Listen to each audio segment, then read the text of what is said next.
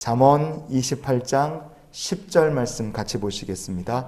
정직한 자를 악한 길로 유인하는 자는 스스로 자기 함정에 빠져도 성실한 자는 복을 받느니라. 아멘. 세상에는 축복의 길을 걷는 사람이 있지만 자멸의 길을 걷는 사람도 있습니다. 어떤 길이 자멸하는 길인가? 축복의 길을 걷는 인생을 소망한다면 우리가 어떻게 살아야 하는가? 오늘 말씀을 통해서 성도들을 향하신 하나님의 마음을 나누기 원합니다. 오늘 본문이 말하는 자멸의 길, 그 길을 걷는 사람은 어떤 사람인가?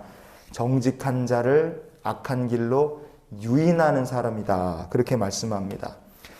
유인한다, 이렇게 우리말 성경에 번역이 된 히브리어 본문이 마스게흐라는 말이에요. 이 말은 고의로 사람을 방황하게 만든다, 고의로 가야 될 제 길에서 벗어나게 만든다, 그런 뜻을 가진 말입니다. 도대체 뭐 때문에 이런 일을 다른 사람에게 하겠습니까? 자기의 개인의 이익을 위해서 이렇게 하는 거죠.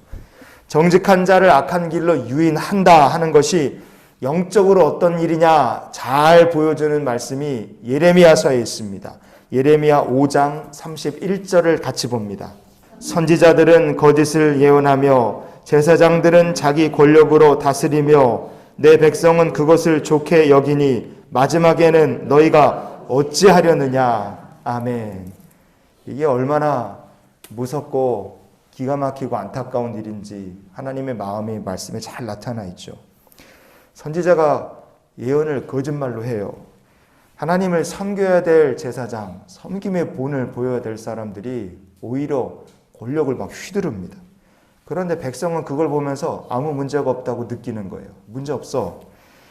이스라엘 백성들이 귀를 기울이는 사람은 자기 이익을 위해서 거짓 예언하는 사람의 귀를 막 기울입니다. 그럼 그 결과 어떻게 되겠습니까? 나중에 어떻게 하겠느냐?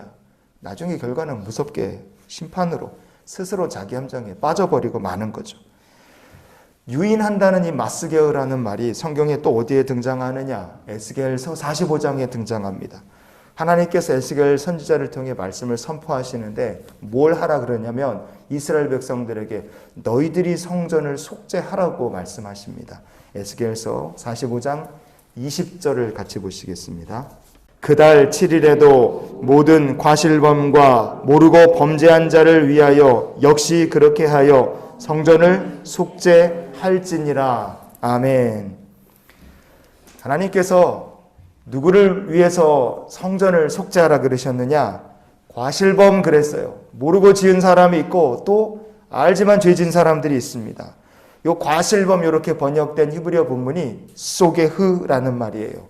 오늘 본문에서 유인한다 이렇게 번역된 히브리어 마스게흐랑 과실범이라는 말이 소게흐, 단어가 같은 말입니다. 두 개가.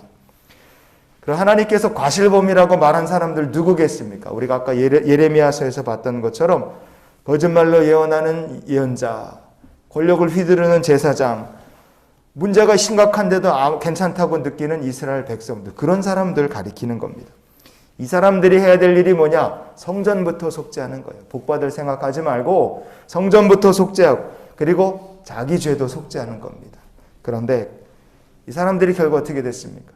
자기 죄를 끝까지 속죄하지 못했어요. 성전도 못했고 결국에 바벨론 포로라는 함정으로 죄에다 굴러떨어지고 말았습니다.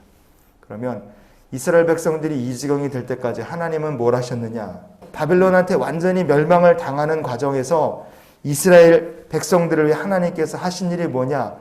예루살렘에는 예레미야 선지자를 두시고 바벨론의 포로로 끌려간 사람들 한가운데는 에스겔 선지자를 두시고 바벨론의 왕궁에는 다니엘을 갖다가 두신 거예요.